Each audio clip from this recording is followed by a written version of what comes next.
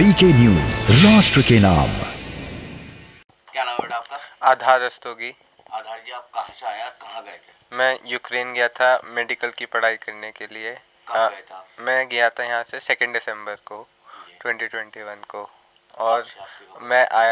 मैं आया यहाँ 24 Feb 2022।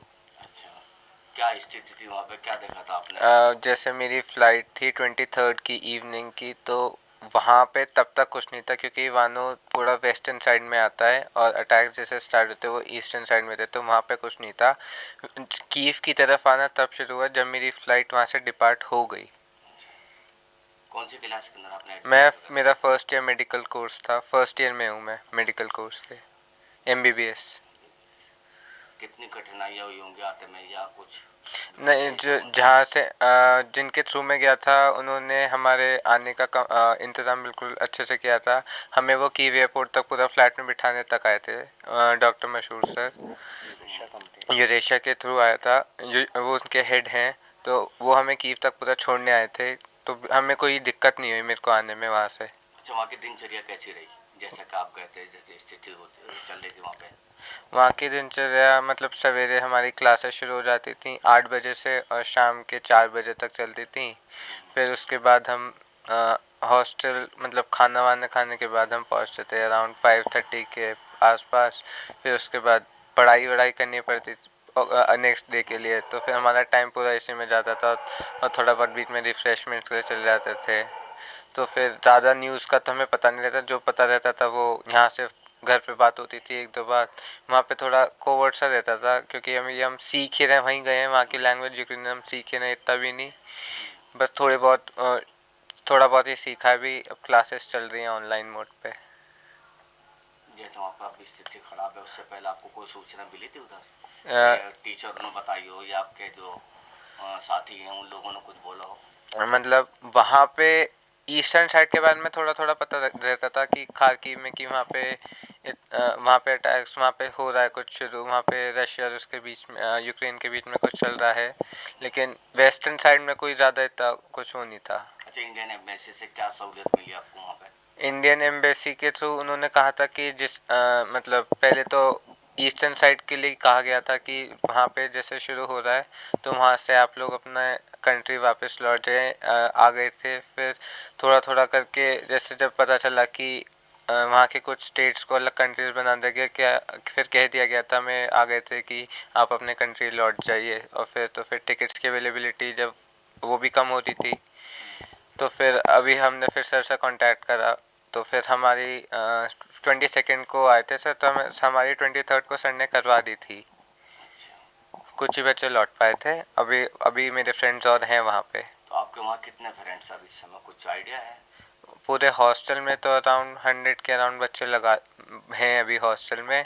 और अभी सर ट्राई कर रहे हैं कि दूसरी कंट्रीज से उन्हें जैसे हंगरी हो गया, रोमानिया हो गया, स्लोवाक रिपब्लिक है और पोलैंड, इनके थ्रू जैसे ही उन्हें मिलता है जिस परमिशन जिसके थ्रू उन कंट्रीज से उन्हें इवैक्यूएट वहाँ से ले जाके करवाएंगे, क्योंकि वहाँ के इवानो और कीव मतलब यूक्रेन के एयरपोर्ट पे वहाँ पे बंद हो गए हैं, वो वहाँ के रनवेज पे अटैक हो चुका है इसलिए। तो आप इंडिया की गवर्नमेंट को धन्यवाद। हाँ हाँ, इंडिया के गवर्नमेंट को धन्यवाद, और सर को स्पेशली, उन्होंने वो हमें छोड़ने आए थे डायरेक्ट कीव तक।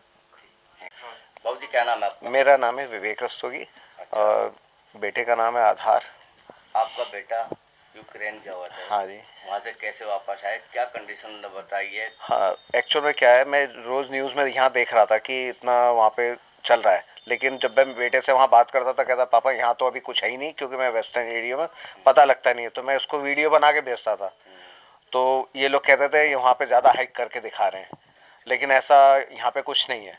लेकिन जिस दिन इसका वहाँ से एम्बेसी ने एडवाइजरी जारी करी, तो इन लोग बच्चों को ये कहा गया कि भाई आप अपने अपने घर निकलने की कोशिश करें जैसे निकल सकते हैं।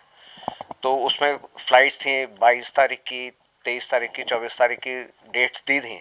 तो उसमें ये मेरा बेटा बोला पापा 25 को आऊँगा, फिर बाद में बोला पापा 23 की भी मुझे मिल रही है। मैंने कहा दो दिन जल्दी है, जल्दी आ जाओ, 2 दिन हमारे साथ फालतू रह लेना। उस समय इतना हमें तो पता था कि यहाँ वहाँ चल रहा है, लेकिन इनको नहीं था। तो फिर जैसे ही ये इसका फ्लाइट का हुआ, इसने मुझे कंफर्म कर दिया कि मैं पापा 23 तारीख की हो गई है, मैं आ रहा हूँ मॉर्निंग में, आप लेने आ जाना।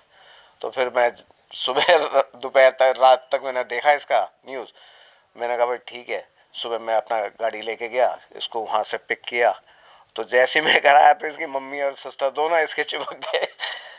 मैंने कहा अब सब मेरे फ्रेंड्स हैं जितने भी हैं, चाचा वगैरह, इनके सब खुश हैं कि यह यहाँ आ गया, खुशी है, खुशी के आ गया, खुशी का आंसू आ रहे हैं। बिल्कुल, आपका बच्चा सही सलामत आ गया। और इसके साथ साथ मैं तो ये भी खुश हूँ कि इसके कहने से और बच्चे भी साथ आ गए, 12-13 बच्चे और साथ आ गए इसके, तो ये ज़्यादा अच्छा हुआ। नहीं तो बाकी जो नेक्स्ट डे वाले बच्चे थे वो नहीं आ पाए, वो सब कीम में फंस गए। तो बच्चे ने कुछ ऐसा पल वहाँ का कुछ बताया आपको, कैसी कंडीशन थी वहाँ पे? नहीं, वहाँ पे कंडीशंस तो जब तक ये आया वहाँ इतना नहीं था गड़बड़, लेकिन इसके आने के बाद वो फ्लाइट बंद हो गई, तो नेक्स्ट डे से ही सारा कीव एयरपोर्ट इन्होंने बंद कर दिया। जब इन्होंने इमरजेंसी लागू करके, तो उन्होंने कीव एयरपोर्ट बंद कर दिया था, और लाइट वगैरह बताते हैं कि सब बंद कर दी थी।